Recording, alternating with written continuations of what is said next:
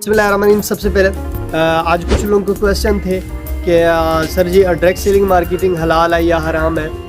उसके अलावा जिस कंपनी में मैं काम करता हूँ कि इकोनेक्स हलाल है या हराम है, इसके बारे में मैं कुछ आपको बताऊँगा कि मैं एक जो लोग कहते हैं ना हलाल है उसको तो मैं साइड कर देता हूँ, बस उन्हीं लोगों को जवाब दूँगा जो लोग कहते हैं कि हराम। सबसे पहले कुछ लोग मौलवी साहबान के फतवे लेके आते हैं कि इकोनेक्स या डायरेक्ट सेलिंग मार्केटिंग हराम है, तो मैं आपको वो किस नज़रिए से कहते हैं मैं आपको बताता हूँ। क्योंकि उन्होंने पढ़ा हुआ जितना होता है या उनको जितना लोगों ने बताया हो तो वो उस नज़रिए से बताते हैं। क्योंकि कुछ लोगों को यही बताया जाता है कि इसमें काम ये है कि ब्रदर यहाँ में 2 लोगों को लेके आते हैं, 2 लोग आगे 2 को लेके आते हैं, 4 हो जाते हैं, 4 लोग आगे 2 को लेके आते हैं, इसकी तरह 8 के 16।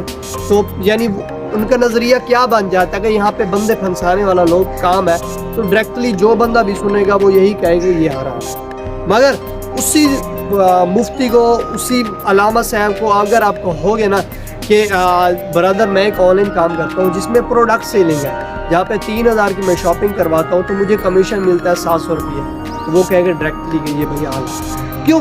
क्योंकि यहाँ पे प्रोडक्ट इन्वॉल्व है, जहाँ पे प्रोडक्ट इन्वॉल्व होते हैं वो कभी भी हराम नहीं हो सकते। क्योंकि प्रोडक्ट वैसे भी, क्योंकि जो प्रोडक्ट होते हैं वो अल्हम्दुलिल्लाह मार्केट में अवेलेबल है, इसकी भी टेंशन नहीं है।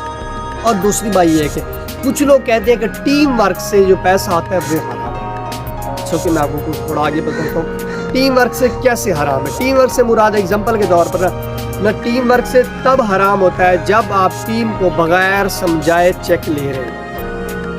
ठीक है, एग्जांपल के तौर पर अगर आप किसी को ज्वाइन करवा लेते हैं, ज्वाइनिंग के बाद अगर आप उसको समझाते नहीं हैं, उसको ना ट्रेनिंग देते हैं ना कुछ, वो अगर आपको कमीशन आप उसका ले रहे हैं तो तब हराम है। अगर आप उसको टीच एंड ट्रेन करते हैं, मुकम्मल तौर पर समझाते हैं, आप उसकी खातिर दिन रात एक करते हैं, तो फिर आपकी तो उसमें मेहनत है, तो फिर कौन सी हराम हो जाती है। और उसके अलावा दूसरी बात ये कि ना एक और क्वेश्चन आता है कि सर टीम से जो पैसा आता है ना, हालांकि उसकी मेहनत भी नहीं होती, खाम का उसको क्यों मिलता है। पहले बता चुका हूँ कि उसकी मेहनत होती है। और दूसरी बात यहाँ पे आपको एग्जांपल बताता चलो।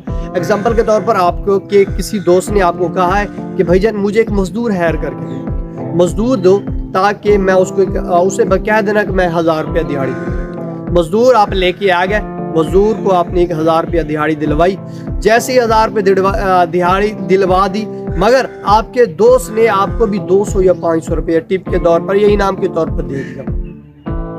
अब वो जो पैसे आपको मिले वो तब हराम होंगे अगर वो 1000 रुपए में से वो आप मजदूर की मजदूरी काट के, यानी 800 रुपया मजदूर को दे, 200 रुपया आपको दे, तो फिर हराम होगा। हाँ, अगर मजदूर को पूरी मजदूरी मिल रही है और फिर आपको एक्स्ट्रा 200 या 500 मिल रहा है, अब फिर क्या कौन सा हराम है?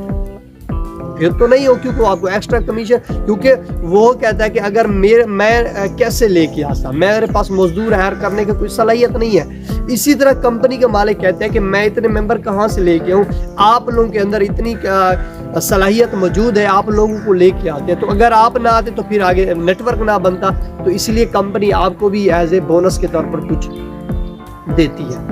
और उसके अलावा कुछ लोग कहते हैं कि मैं बस वीडियो बिल्कुल लंबी होती जाएगी, मैं डीपली बताता हूँ। कुछ लोग कहते हैं कि जिस चीज़ में नुकसान नहीं होता तो वो चीज़ हराम होती है। सबसे पहले ये कंसेप्ट भी गलत है माजरत के साथ, क्योंकि देखें और कुछ लोग कहते हैं कि जहाँ पे मेहनत मजदूरी ना हो या जिस जगह पे पसीना ना हो तो वो चीज़ हराम होता है। इस तरह आप माजरत के साथ ड्राइवर साहबान सारा दिन एसी वाली गाड़ियों में चलते हैं, फिर उनको या दूसरे जो बैंक वाले बैठे होते हैं उनको भी कहो कि ये बैंक की भी मजदूरी हराम है, मगर ऐसा सीन बिल्कुल भी नहीं है, इससे हट किया। और दूसरी बात ये है कि मैं आपको एक और बात बताता चलूँ, फिर आप ये भी कहो कि अगर आप कंसेप्ट ये रखते हैं ना कि एक जिस जगह पे ना